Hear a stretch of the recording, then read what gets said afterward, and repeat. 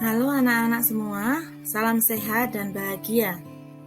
Selamat berjumpa dengan saya Ibu Agatha dalam pembelajaran IPA kelas 9. Saat ini kita sedang belajar tentang sistem perkembangbiakan tumbuhan dan hewan, di mana pada pertemuan yang lalu kita telah belajar tentang perkembangbiakan pada tumbuhan angiospermae atau tumbuhan berbiji tertutup. Nah, pada kali ini kita akan belajar tentang penyebaran biji, perkecambahan, dan perkembangan hidup tumbuhan angiospermae.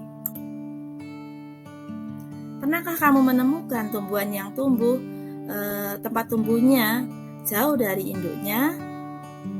Tentu saja pernah kan? Mengapa demikian? Nah, itulah yang disebut dengan penyebaran biji. Penyebaran biji itu ada 4 cara. Yang pertama, ada anemokori, proses penyebaran biji dengan bantuan angin. Ada hidrokori, proses penyebaran biji dengan bantuan air. Ada zookori, proses penyebaran biji dengan bantuan hewan. Dan antropokori, penyebaran biji dengan bantuan manusia. Mari kita pelajari satu persatu. Anemokori, ciri-cirinya adalah bijinya kecil, ringan, bersayap pada tumbuhan tersebut ya, pada bijinya ya. Contohnya pada bunga dandelion seperti yang terdapat pada gambar.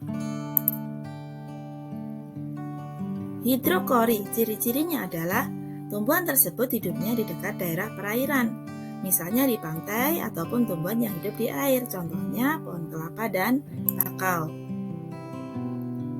Zookori dibagi menjadi 4. Ada entomokori, dengan perantaranya adalah serangga, contohnya pada tumbuhan wijen dan tembakau.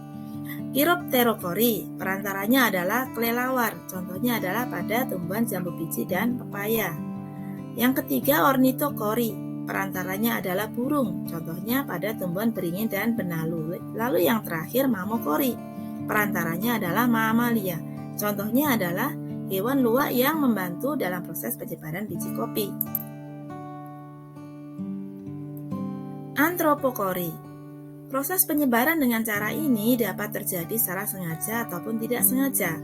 Penyebaran biji yang tidak sengaja dilakukan oleh manusia apabila biji tumbuhan tersebut memiliki struktur yang mudah melekat pada pakaian. Contohnya adalah biji rumput. Sedangkan penyebaran biji dengan sengaja dilakukan oleh manusia terutama pada bidang pertanian, misalnya pada tanaman padi, jagung, dan tanaman lain yang sejenisnya. Demikian 4 cara penyebaran biji, penjelasannya ya, mudah-mudahan kalian sudah mengerti ya. Baiklah, kita akan lanjut pada perkecambahan. Pernahkah kamu mengamati biji jagung, biji kedelai yang dijual atau disimpan? Mengapa biji tersebut tidak tumbuh, tapi tetap menjadi biji? Biji yang masih belum tumbuh merupakan biji yang berada dalam keadaan dormansi biji. Apa itu dormansi biji? Dormansi biji adalah peristiwa pada saat biji mengalami masa istirahat. Nah, berakhirnya masa dormansi adalah ketika biji tersebut mulai tumbuh yang disebut dengan tahapan perkecambahan. Lamanya masa dormansi setiap biji tentu saja berbeda-beda. Masa dormansi biji dapat diakhiri dengan memberikan perlakuan yang berbeda-beda pula. Namun, perkecambahan berbagai macam biji dipengaruhi oleh faktor yang hampir sama. Apa saja sih kira-kira faktor yang mempengaruhi perkecambahan biji tersebut? Nah, silakan kalian ikuti video ini hingga selesai ya. Kita akan masuk dulu ke perkembangan hidup tumbuhan angiospermae. Tahukah kamu bahwa makhluk hidup mengalami suatu perkembangan?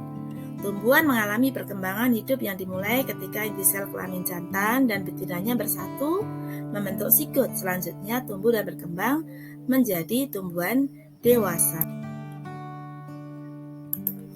Mari kita perhatikan skema perkembangan tumbuhan angiospermae berikut ini. Perkembangan hidup tumbuhan angiospermae dimulai ketika terjadi penyerbukan, yaitu jatuhnya serbuk sari ke kepala putih. Setelah serbuk sari melekat pada kepala putih yang sesuai, serbuk sari akan menyerap air dan berkecambah membentuk bulu serbuk sari. Bulu serbuk sari tumbuh dan bergerak menuju bakal buah melalui tangkai putih.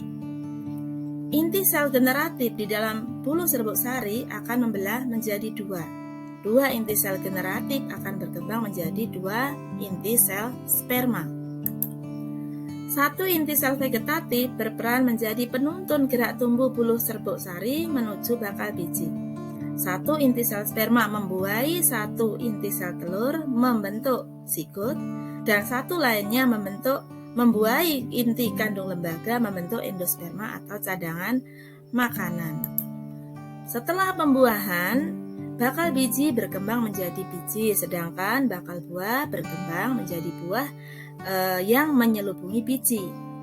Biji itu yang nantinya akan menyebar dan apabila jatuh di tempat yang sesuai akan berkecambah dan tumbuh menjadi tumbuhan baru. Tumbuhan baru akan menghasilkan bunga dan mengalami penyerbukan. Demikian berulang perkembangan yang serupa. Ya, demikianlah anak-anak mengenai perkembangan hidup tumbuhan angiospermae. Nah, sekarang tiba saatnya kita pada hasil percobaan dan kuis ya. Silahkan perhatikan tabel perkecambahan pada tumbuhan di samping. Pada tabel yang atas, paling atas, biji yang dibiarkan dalam wadah, baik hari ke-0 sampai hari ke-3 maupun ke-6 tidak terjadi atau tidak tumbuh. Sedangkan yang tengah itu biji yang direndam dalam air. Pada hari 0 ke 0, hari ke-3 sampai ke-6 itu tidak tumbuh, hanya bertambah besar saja. Sedangkan yang terakhir itu biji yang diletakkan di atas kapas basah. Biji tersebut tumbuh dan berkembang membentuk daun, akar, dan batang. Nah, pertanyaannya adalah faktor apa saja yang diperlukan dalam perkecambahan? Tulis jawabanmu pada kolom komentar di YouTube ini ya, agar Ibu bisa memberi nilai atas jawaban-jawaban kalian. Demikian anak-anak untuk pembelajaran kita kali ini.